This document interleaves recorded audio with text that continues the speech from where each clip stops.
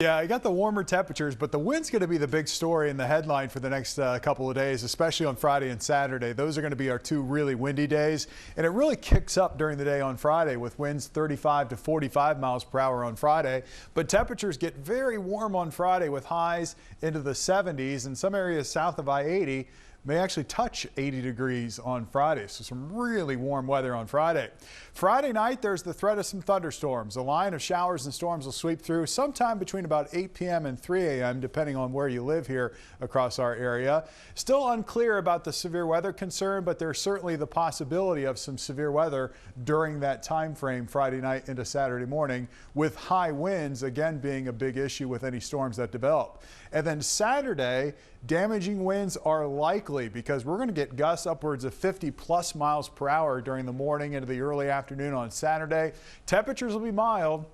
We'll be in the 60s, but these high winds will be with us through the morning and early afternoon hours on Saturday. And if you don't have things kind of hunkered down for Friday and Saturday, they're going to blow around like the trash cans and anything else that's kind of loose out there for Friday and Saturday.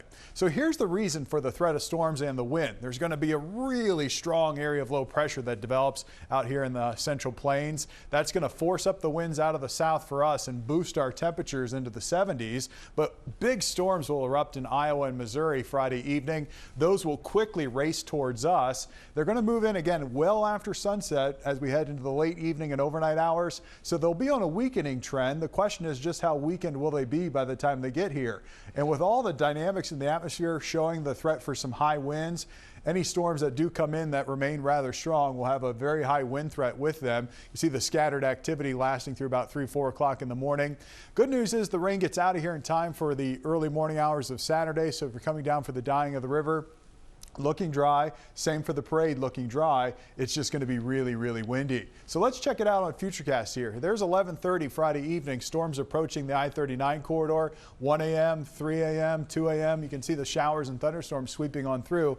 They'll probably make some noise, and you'll hear the wind howling Friday night into early Saturday morning. Could get a cluster of storms around 3 o'clock in the morning, and then they're out of here. And temperatures will be in the 50s early Saturday morning, but will remain in the 60s during the day on Saturday.